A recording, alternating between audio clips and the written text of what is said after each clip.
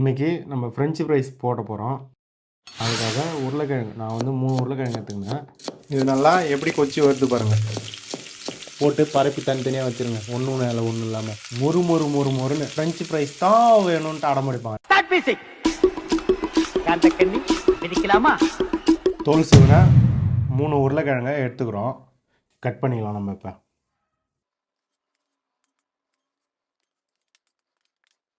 நம்ம French fries போட போகிறோம். 3 உருளைக்கிழங்கையும் இந்தமாரி பார்த்தீங்களா, அந்த கட்டிங் ஃப்ரெஞ்ச் ஃப்ரைஸ் கட்டிங்காக கட் பண்ணி வச்சுக்கிறேன். அதை இப்போ நம்ம தண்ணியில் அலசிக்க போகிறோம். இதுக்கு முன்னாடி நம்ம வந்து வேவலாம் வைக்கல, அப்படியே தோலை மட்டும் சீவி அப்படியே நம்ம கட்டிங் போட்டுருக்கோம். இப்போ நம்ம இதை அலசிக்கணும்.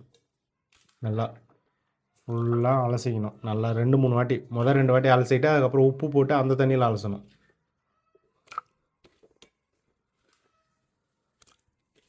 பார்த்தீங்களா, போட்ட உடனே அந்த தண்ணியோட கலரே மாற்று பாருங்க.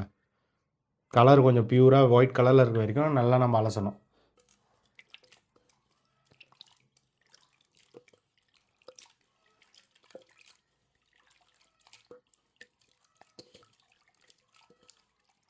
தனியாக இப்போ ஒரு பிளேட்டில் எடுத்து வச்சுக்கலாம். தண்ணியெல்லாம் ட்ரை பண்ணிட்டு. இப்போ எவ்வளோ க்ளீனாக இருக்குது பாருங்கள்.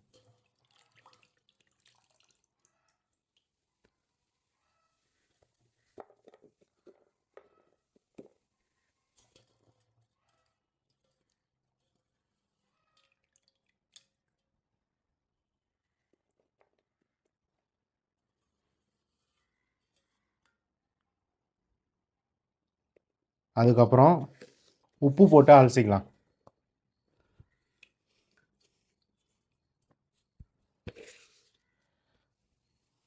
இந்த அளவுக்கு 2 டேபிள் ஸ்பூன், நான் வந்து குத்துமைப்பான் கை அளவுக்கு தான் போட்டுக்கிறேன்.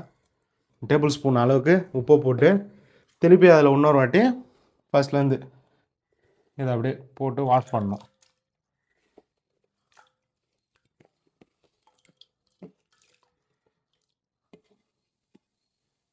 ஏன் அந்த மாரி பண்ணுறோன்னா, அந்த உருளைக்கிழங்கு இருக்குல்ல, அந்த உருளைக்கிழங்குல ஒரு மாதிரி பச்சை ஸ்மெல்லு, ஒரு மாதிரி நாக்கு எரியிற மாரி ஒரு இது இருக்கும்ல, இந்த மாரி உப்பு தண்ணியில் போட்டு கழுவிட்டு அதான் ஒரு 2 நிமிஷம் அப்படியே ஊற வச்சுட்டு அப்படியே அலசி எடுத்து தனியாக வச்சுக்கணும். அப்போ தான் அந்த நம்ம ஃப்ரை பண்ணும்போது அந்த உருளைக்கிழங்கோட அந்த பச்சையாக ஒரு மாதிரி இருக்கும்ல, அந்த ஸ்மெல்லு, அந்த பச்சையாக இருக்கும்போது ஒரு டேஸ்ட்டுக்கு நாக்கெலாம் ஒரு மாதிரியா இருக்கும்ல, அதெல்லாம் சுத்தமாக எதுவும் இருக்காது. அழகாக மொறு மொறு மொறுன்னு வரும்.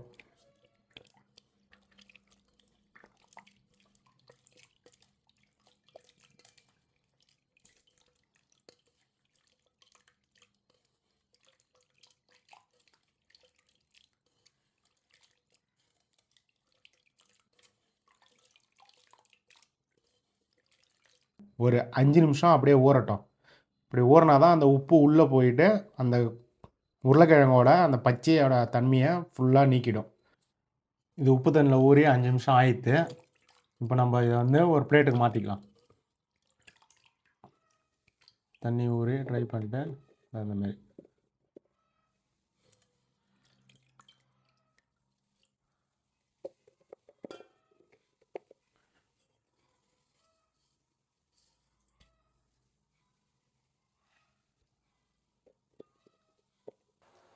தண்ணி நல்லா கொச்சி வருது. இந்த டைமில் நம்ம இந்த கட் பண்ணி வச்சுருந்த உருளைக்கிழங்க இப்படி போட்டுக்கலாம்.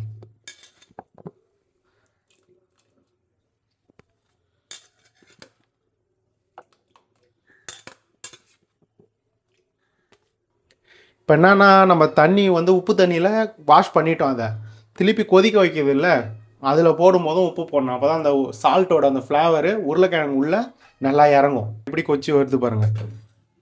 இந்தமாரி கொச்சி வந்தவுடனே செக் பண்ணிக்கலாம் நம்ம, இது வெந்திருக்கா வேவலையான்ட்டு.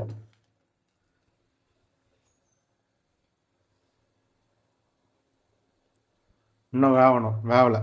நான் பிளேட்டில் எடுத்து வச்சுக்கிறேன். இது நல்லா வெந்து வந்துடுது. இது வந்து நல்லா குழையிற மாரிலாம் வேகக்கூடாது. ஒரு 70% வெந்தால் போதும். நான் அதை ஒரு பிளேட்டில் எடுத்து வச்சுக்கிறேன்.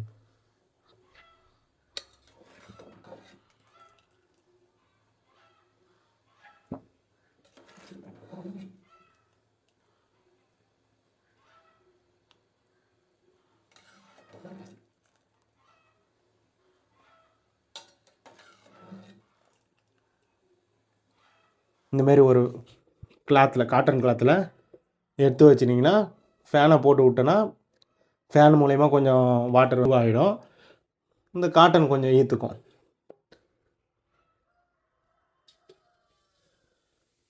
அவ்வளோதான். இந்தமாரி போட்டு வச்சிடணும் ஒரு காட்டன் கிளாத்தில். இது கொஞ்சம் ட்ரை ஆகட்டும், ஃபேன் போட்டு இந்த ஹீட்டு குறைஞ்சிரும், ப்ளஸ்ஸு அதில் இருக்க வாட்ரு குறைஞ்சிரும், கொஞ்சம் ட்ரை ஆகட்டும். அவ்வளோதான், இது ட்ரை ஆனது போதும். இதை அப்படியே நம்ம எடுத்து வச்சுக்கலாம். இதை வந்து ஃபஸ்ட்டு ஒரு சாதா நார்மலாக ஒரு ஃப்ரை பண்ணிடலாம்.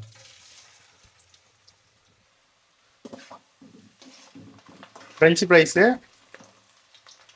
டபுள் ஃப்ரை பண்ணணும். சிங்கிள் ஃப்ரை பண்ணால் அந்த டேஸ்ட் வராது, டபுள் ஃப்ரை பண்ணணும். இப்போ சாதா வந்து ஒரு ஃப்ரை பண்ணி எடுத்து வச்சுருவோம், ஃபுல் ஃப்ரை இல்லை, ஆஃப் ஃப்ரை பண்ணி எடுத்து வச்சிடணும். இது இந்த அளவுக்கு போதும்.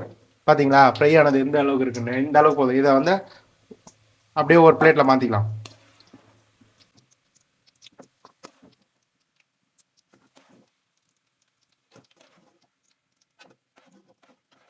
செகண்ட் ஃப்ரைல பண்ணிட்டு மேலே வந்து மிளகு போடணும். அதனால் நம்ம மிளகு மிக்சியெல்லாம் அரைச்சி வச்சுக்கோம் பவுட்ராக. இதை அரைச்சிட்டோம். ரொம்ப பவுட்ராக அரைக்க வேணாம், சும்மா அந்தமாரி நொரன்னு அரைச்சிக்கலாம். அப்போ தான் நல்லாயிருக்கும் சாப்பிட்றதுக்கு. எண்ணெய் திருப்பி நல்லா கொச்சிட்டு இப்போ வந்து கொஞ்சம் கொஞ்சமாக போட்டு ஃப்ரை பண்ணிக்கலாம்.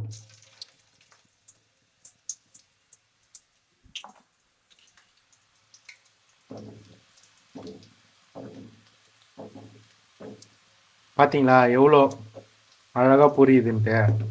இதான் செகண்ட் ஃப்ரை.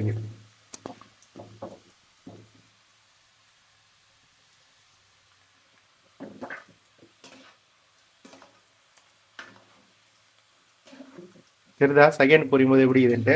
அந்த ஃப்ரெஞ்சு ஃப்ரைஸோட அந்த இதுவே கன்சிஸ்டன்சியே வருது பாருங்கள், ஃப்ரெஞ்சு ஃப்ரைஸ்னால் எப்படி இருக்குன்ட்டு. தெரியுதா? புரியட்டும், இன்னும் லைட்டாக கலர் மாறணும்,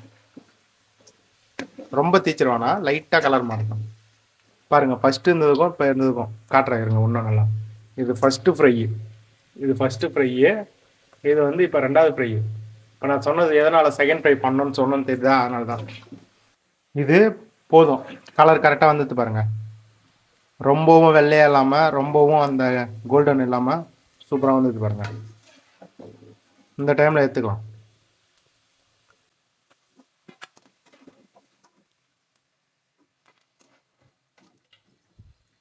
இந்த ஒன்றுன்னா பொறிக்க இருக்குது தான் எனக்கு தொல்லையாகவே.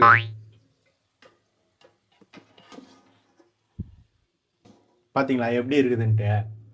சூப்பராக இல்லை? இதை வந்து செகண்ட் ஃப்ரை, அவ்வளோதான், ஃபைனலே இதுதான். நம்ம அடுத்த ரவுண்டு போட்டுக்கலாம்.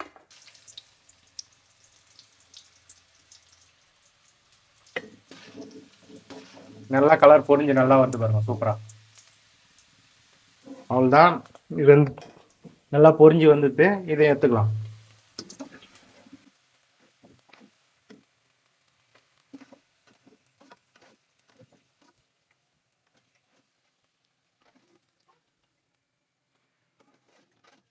நம்ம இப்போ எல்லாத்தையும் எடுத்துட்டோம். எப்படி இது பாருங்கள், நம்ம இப்போ வந்து கேஸ் ஆஃப் பண்ணிடலாம்.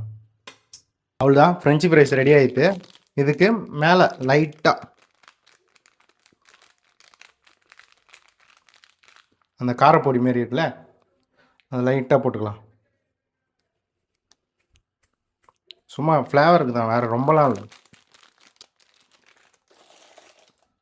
அப்புறம் நம்ம இந்த அரைச்சி வச்சுருந்தோம்ல இந்த மிளகு பவுட்ரு, ரொம்பலாம் போடணும்னா லைட்டாக அப்படியே தூணா போல். அவ்வளோதான், நம்ம ஃப்ரெஞ்சு ஃப்ரைஸை ரெடி. அவ்வளோ அழகாக இருக்கு பாருங்க. அடுத்து ஃபைனல் டொமேட்டோ கேச்சப் வைக்கணும். டொமேட்டோ கேச்சப்லாம் வச்சா சூப்பராக இருக்கும். நம்ம இன்றைக்கி ஃப்ரெஞ்சு ஃப்ரைஸு வீட்லேயே அழகாக ரெஸ்டாரண்ட்டில் செய்கிற மாரி சூப்பராக செஞ்சிட்டோம். சாப்பிட்டு பார்த்தா நல்லா இருக்குது. இந்த உப்பு ஃப்ளவர்லாம் வந்து நம்ம சால்ட் வாட்டரில் ஊற வச்சோம், அப்புறம் தண்ணி கொதிக்கும் போது போட்டோம்ல அப்போயே கொஞ்சம் போட்டோம் அந்த சால்ட்டு. அதனால் எல்லாமே சூப்பராகும். நம்ம சால்ட் ஆட் பண்ண வேணாம், ஜஸ்ட்டு லைட்டாக காரப்பொடி, மிளகு பொடி, அவ்வளோதான். இந்த டொமேட்டோ கெச்சப்பு, இந்த ஃப்ரெஞ்சு ஃப்ரைஸு எவ்வளோ அழகாக செம்மையாக இருக்குது பாருங்கள், சூப்பராக இல்லை? அவ்வளோதான். நம்ம அடுத்தது வேறு எதனா செய்யும்போது நான் உங்களுக்கு என்னென்னு பாய்.